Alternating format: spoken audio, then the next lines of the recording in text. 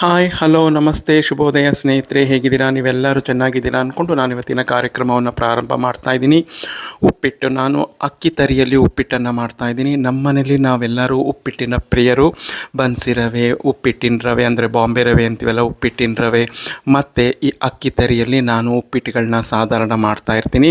ನೀವು ಅಂಗಡಿಯಿಂದ ತಂದಂಥ ಅಕ್ಕಿ ತರಿಯಲ್ಲಾದರೂ ಆಗ್ಬೋದು, ಅಥವಾ ಮನೆಯಲ್ಲಿ ಮಾಡಿಸಿದಂಥ ಅಕ್ಕಿ ತರಿಯಿಂದಾದರೂ ಮಾಡ್ಕೋಬೋದು. ನಾನು ಸಾಮಾನ್ಯ ಒಂದು 5-6 kg ಮನೆಯಲ್ಲೇ ಅಕ್ಕಿ ತರಿಯನ್ನು ನಾನು ಮಿಲ್ಲಿಗೆ ಬಿಡಿಸ್ಕೊಂಬಂದಿರ್ತೀನಿ. ಅದರಲ್ಲೇ ನಾನು ಅಕ್ಕಿ ತರಿಯನ್ನು ಉಪ್ಪಿಟ್ಟನ್ನು ಮಾಡ್ಕೊಳ್ಳೋದು. ನೋಡಿ, ಈಗಲೂ ಸಹ ನಾನು ಈಗ ತೋರಿಸ್ತಾ ಇರೋ ಈ ಗ್ಲಾಸಿನ ಅಳತೆಯಲ್ಲಿ 2.5 ಗ್ಲಾಸ್ ಅಕ್ಕಿ ತರಿಯನ್ನು ಸ್ವಲ್ಪ ಜೀರಿಗೆ ಹಾಕ್ಕೊಂಡು ಲೋಯಿಂದ ಮೀಡಿಯಮ್ ಫ್ಲೇಮ್ನಲ್ಲಿ ಇಟ್ಕೊಂಡು ಗಮ್ಮಂತ ಪರಿಮಳ ಬರೋವರೆಗೂ ಹುರ್ಕೊಂಡಿದ್ದೀನಿ. ಆದರೆ ಎಲ್ಲೂ ಅಡಿ ಹತ್ತಿಸ್ಕೋಬೇಡಿ. ಈ ಪಾತ್ರೆಯಲ್ಲಿ ನಾನು ಉಪ್ಪಿಟ್ಟನ್ನು ಮಾಡ್ಕೊತಾ ಇದ್ದೀನಿ. ನೋಡಿ, ಪಾತ್ರೆ ಇಟ್ಕೊಂಡಿದ್ದೀನಿ. ಇಲ್ಲಿಕ್ಕೆ ಒಂದು 2-3 ಸ್ಪೂನು ಪರಿಶುದ್ಧವಾದ ಕಡಲೆಕಾಯಿ ಎಣ್ಣೆ ಹಾಕ್ಕೊಂಡಿದ್ದೀನಿ. ಈಗ ಎಣ್ಣೆ ಕಾದು ಬಂದಿದೆ ಅನಿಸುತ್ತೆ ಸ್ನೇಹಿತರೆ, ಪರಿಮಳ ಬರ್ತಾ ಇದೆ. ಈಗ ನಾನು ಸಾಸಿವೆ ಮತ್ತು ಜೀರಿಗೆಯನ್ನು ತೊಗೊಂಡಿದ್ದೀನಿ. ಹುರಿಬೇಕಾದರೂ ಜೀರಿಗೆ ಹಾಕ್ಕೊಂಡಿದ್ದೀನಿ. ನೋಡಿಕೊಂಡು ಜೀರಿಗೆಯನ್ನು ಹಾಕ್ಕೊಳ್ಳಿ. ಸಾಸಿವೆ ಜೀರಿಗೆ ಸಿಡಿದ ನಂತರ ಕಡಲೆಬೇಳೆ, ಉದ್ದಿನ ಬೇಳೆಯನ್ನು ಹಾಕೋತಾ ಇದ್ದೀನಿ. ಅದು ಸಹ ಬಾಡಿಸ್ಕೊಳ್ಳೋಣ.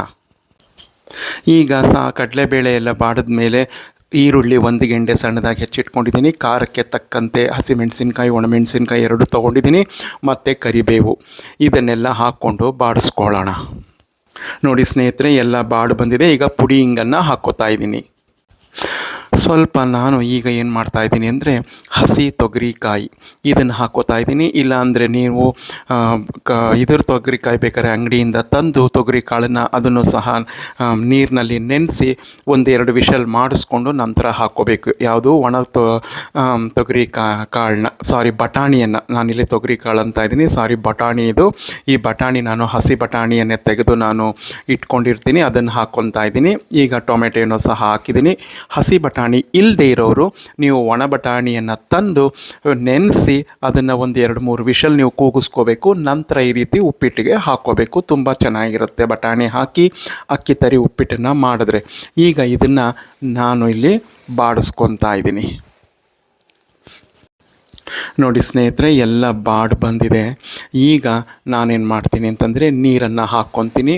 ಇಲ್ಲಿ ನಾನು ತೊಗೊಂಡಿರೋ ಅಳತೆಗೆ 1 ಗ್ಲಾಸ್ ಅಕ್ಕಿ ತರಿಗೆ 3 ಗ್ಲಾಸ್ ಹಂಗೆ 2.5 ಗ್ಲಾಸಿಗೆ 7.5 ಗ್ಲಾಸ್ ನೀರನ್ನು ಹಾಕ್ಕೊತೀನಿ. ಇದು ಬನ್ಸಿ ರವೆಗೂ ಅಷ್ಟೇ, ಅಕ್ಕಿ ತರಿಗೂ ಅಷ್ಟೇ. ಈ ರೀತಿಯನ್ನೇ ನೀವು ಹಾಕ್ಕೊಂಡ್ರೆ ತುಂಬ ಅರಳಿಯೋದು ತುಂಬ ಮೃದುವಾಗಿ ಚೆನ್ನಾಗಿ ಬರುತ್ತೆ. ಇದು ನಾನು ಮಾಡೋ ಕ್ರಮ. ನಮ್ಮ ಅಡಿಗೆ ಭಟ್ರು ನಮಗೆ ಹೀಗೆ ಹೇಳ್ಕೊಟ್ಟಿರೋದು. ನೋಡಿ, ಈಗ ನಾನು 7.5 ಗ್ಲಾಸ್ ನೀರನ್ನು ಹಾಕ್ಕೊತಾ ಇದ್ದೀನಿ. ರುಚಿಗೆ ತಕ್ಕಷ್ಟು ಉಪ್ಪನ್ನು ಸಹ ನೀವು ಈಗಲೇ ಹಾಕ್ಕೋಬೇಕು. ಇದು ನಿಮ್ಮ ಮನೆಗೆ ಅನುಗುಣವಾಗಿ ರುಚಿಗೆ ಉಪ್ಪನ್ನು ಹಾಕ್ಕೊಳ್ಳಿ. ನಾನು ಕಲ್ಲುಪ್ಪನ್ನು ಹಾಕ್ತೀನಿ ಯಾವಾಗಲೂ. ಅಕ್ಕಿ ತರಿ ಉಪ್ಪಿಟ್ಟು ರುಚಿಕರವಾಗಬೇಕಾದ್ರೆ ತೆಂಗಿನಕಾಯಿ ಹೆಚ್ಚಿಗೆ ಹಾಕಬೇಕು, ಮತ್ತು ಕೊತ್ತಂಬರಿ ಸೊಪ್ಪನ್ನು ನಾವು ಹೆಚ್ಚಿಗೆ ಬಳಸಬೇಕು. ಈ ಉಪ್ಪಿಟ್ಟಿಗೆ ಮಾತ್ರ, ನಾನು ಇನ್ಯಾವ ಉಪ್ಪಿಟ್ಟಿಗೂ ತೆಂಗಿನಕಾಯನ್ನು ಬಳಸೋದಿಲ್ಲ. ಸಾಮಾನ್ಯ ನೀವೆಲ್ಲ ನೋಡಿರ್ತೀರ, ನನ್ನ ವಿಡಿಯೋ ನೋಡಿದವರು ನಿಮಗೆ ಗೊತ್ತಾಗುತ್ತೆ. ಅಕ್ಕಿ ತರಿ ಉಪ್ಪಿಟ್ಟಿಗೆ ಮಾತ್ರ ಮತ್ತೊಮ್ಮೆ ಹೇಳ್ತಾ ಇದ್ದೀನಿ, ತೆಂಗಿನಕಾಯಿ, ಕೊತ್ತಂಬರಿ ಸೊಪ್ಪು ಹೆಚ್ಚಿಗೆ ಇರಬೇಕು. ಸ್ನೇಹಿತರೆ ನೋಡಿ, ಈಗ ನೀರು ಕುದೀತಾ ಇದೆ. ಈಗ ನಾನು ರುಚಿ ನೋಡಿದೆ, ಉಪ್ಪು ಸರಿಯಾಗಿದೆ, ಖಾರ ಸರಿಯಾಗಿದೆ. ಈಗ ನಾನೇನು ಮಾಡ್ತೀನಿ ಅಂದರೆ ನಾನು ಹುರಿದಿಟ್ಕೊಂಡಿರ್ತಕ್ಕಂಥ ಅಕ್ಕಿ ತರಿಯನ್ನು ಇದಕ್ಕೆ ಮಿಕ್ಸ್ ಮಾಡಿ ನಂತರ ನಿಮಗೆ ತೋರಿಸ್ತೀನಿ.